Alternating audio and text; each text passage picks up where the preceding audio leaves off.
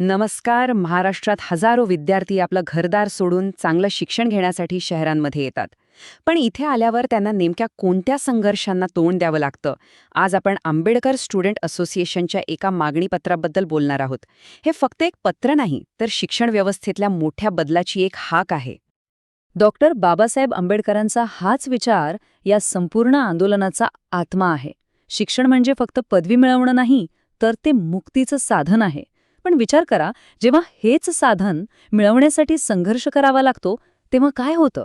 तेव्हा विद्यार्थी पेटून उठतात. आणि याच प्रेरणेतून हे आंदोलन उभं राहिलंय. तर या 23 मागण्यांमधून विद्यार्थी एकच मूलभूत प्रश्न विचारतायत. शिक्षण व्यवस्थेत त्यांना जी वागणूक मिळते ती सामाजिक न्यायाची हमी आहे की प्रशासकीय अन्यायाचा एक नमुना? चला त्यांच्या मागण्यांमधूनच या प्रश्नाचं उत्तर शोधायचा प्रयत्न करूया. सगळ्यात आधी बघूया त्यांची सगळ्यात मोठी आणि तातडीची मागणी. ही मागणी आहे एका सुरक्षित निवाऱ्याची. विद्यार्थ्यांची मुख्य तक्रार फक्त वसतिगृहांची संख्या कमी आहे एवढीच नाही, तर जी वसतिगृह आहेत त्यांची अवस्थाही खूप वाईट आहे. पहिली मागणी अगदी स्पष्ट आहे. पुणे आणि पिंपरी चिंचवड परिसरात 2025-26 या शैक्षणिक वर्षासाठी तातडीने 2000 विद्यार्थ्यांसाठी एक नवीन वसतिगृह सुरू करा. हा आकडा आपल्याला सांगतोय की आज हजारो विद्यार्थी एकतर महागड्या खासगी खोल्यांमध्ये राहतायत किंवा निवाराच्या समस्येमुळे शिक्षणाचा विचारच सोडून देत आहेत. आणि ही समस्या फक्त पुण्यापुरतीच मर्यादित नाहीये. मुंबईतली परिस्थिती तर आणखीनच गंभीर आहे. इथे मुलांसाठी 2000 आणि मुलींसाठी 1000 क्षमतेची स्वतंत्र वसतिगृहे म्हणजे एकूण 3000 नवीन जागांची मागणी करण्यात आली आहे. म्हणजे बघा, पुणे, मुंबई आणि नवी मुंबई मिळून तब्बल 6000 विद्यार्थ्यांसाठी नवीन वसतिगृहांची मागणी समोर येतेय.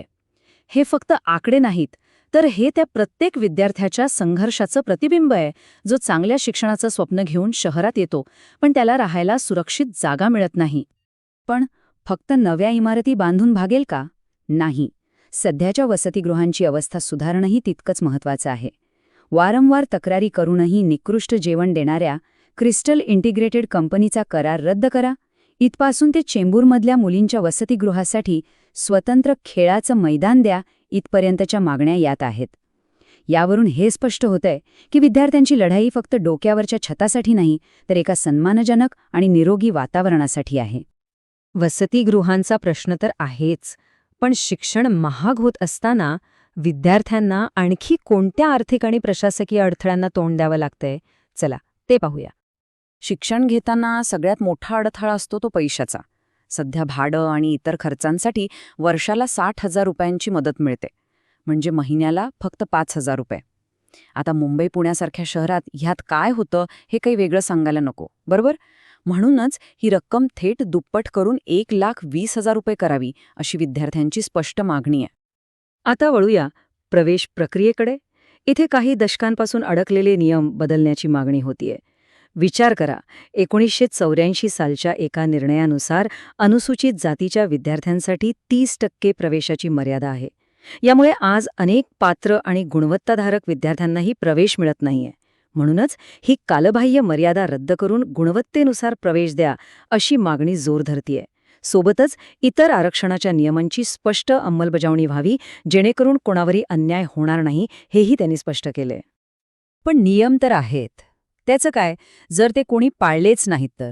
हाच प्रश्न आपल्याला मागणीपत्राच्या पुढच्या भागाकडे घेऊन जातो, जिथे नियम न पाळणाऱ्या महाविद्यालयांवर कारवाईची मागणी केली आहे. तर कळीचा मुद्दा हा आहे, अनेक कॉलेजेस अनुसूचित जाती आणि जमातीच्या विद्यार्थ्यांकडून बेकायदेशीरपणे फी घेतात. अशा कॉलेजेसवर फक्त दंडात्मक कारवाई नको, तर थेट ॲट्रॉसिटी कायद्याअंतर्गत कठोर कारवाई व्हावी, अशी मागणी विद्यार्थी करत आहेत. विद्यार्थ्यांचे प्रश्न सोडवण्यासाठी फक्त कॉलेजेसवर कारवाई करून चालणार नाही. ज्या विभागावर ही सगळी जबाबदारी आहे, म्हणजे सामाजिक न्याय विभाग, तिथेही सुधारणा होणं गरजेचं आहे. त्यांच्या मागण्या काय आहेत ते बघूया. विभागात सुधारणा करण्यासाठी विद्यार्थ्यांनी एक सरळ, सोपा 4 कलमी प्लॅनच दिलाय. पहिलं, सगळी रिक्त पदं तातडीने भरा, म्हणजे कामं वेळेवर होतील. दुसरं, विभागाचा निधी वाढवा आणि तो वेळेवर द्या. तिसरं, प्रवेश प्रक्रिया 100% ऑनलाईन करा, म्हणजे पारदर्शकता येईल. आणि चौथं, कंत्राटी कर्मचाऱ्यांच्या नोकरीत स्थैर्य आणा, म्हणजे प्रशासनाला गती मिळेल. पण जेव्हा बोलून निवेदनं देऊन काहीच होत नाही तेव्हा काय होतं? तेव्हा विद्यार्थी रस्त्यावर उतरण्याचा निर्णय घेतात. आता आपण या संघर्षाच्या अगदी निर्णायक टप्प्याकडे आलो आहोत. आपल्या सगळ्या मागण्या मांडल्यानंतर संघटनेने आता एक अंतिम पाऊल उचललं आहे आणि ते म्हणजे जोपर्यंत मागण्या मान्य होत नाहीत तोपर्यंत बेमुदत धरणे आंदोलन. आणि हे फक्त बोलण्यापुरतं नाहीये. आंदोलनाची सगळी रूपरेषा ठरलेली आहे. तारीख आहे 10 फेब्रुवारी 2025. ठिकाणं आहेत मुंबईतलं चेंबूर आणि पुण्यातील विश्रांतवाडी इथली शासकीय वसतिगृह. आणि वेळ आहे सकाळी 9 वाजल्यापासून. हे आंदोलन मागण्या मान्य होईपर्यंत बेमुदत सुरूच राहणार आहे. या संपूर्ण मागणीपत्रानंतर एक प्रश्न नक्कीच मागे उरतो.